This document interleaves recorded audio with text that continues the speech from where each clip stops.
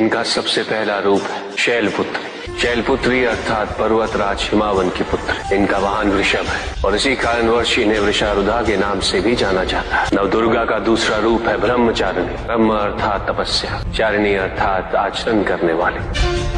ये रूप उस ज्ञान व आचरण का प्रतीक है इसके माध्यम से इन्होंने मुझे अपने पति के रूप में प्राप्त किया। नवदुर्गा का तीसरा रूप है चंद्रघंटा। मस्तक पे घंटे के आकार में आधा चंद्र। ये रूप अत्यंत शांतिदायक कल्याणकारी है। विभिन्न प्रकार के अस्त्र और शस्त्र इनकी 8 भुजाओं में सुसज्जित है। इनका तीसरा नेत्र सदैव खुला रहता है। चंद्रघंटा का वाहन सिंह है। ये युद्ध करने हेतु सदैव तत्पर रहती है। इनकी आराधना करने से निर्भीकता और वीरता के साथ ही सौम्यता और विनम्रता का विकास निश्चित है। ये जो मृत्यु देती वो सुख कारक और निर्भय अवस्था में होती है। इनकी मंद मंद हंसी से संसार का जन्म संभव होता है। यह है नवदुर्गा का चौथा रूप जिसे कुष्मांडा के नाम से जाना जाता है। अष्टभुजा, शस्त्रधारिणी, व्याघ्रवाहिनी, हिरण्यवर्णा।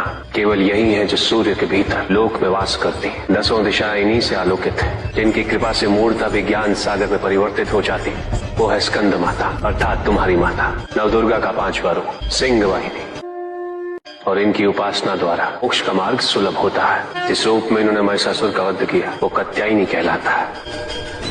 इनकी आराधना करने से अर्थ, धर्म, काम और मोक्ष फलों की प्राप्ति होती है। श्याम रंग, खुले केश, एक हाथ में लोहे का कांटा और एक में खड़ग, जिनका आशीष शुभों का कर्ता और कारक है। ये रूप काल रात्रि रूप कहलाता है। ये अंधकार का विनाश करती है। इनकी आराधना करने से असुरी शक्तियां भी भयभीत हो जाती है। श्वेत वर्ण, श्वेत वस्त्रों से सुसज्जित, चतुर्भुज, त्रिशूलधारी, तालवाद्य धारण करने वाली ये इस रूप में अपने उपासकों को अभयदान देती। ये इनका महागौरी रूप है। माँ दुर्गा का 9वां रूप सिद्धदात्री कहलाता है।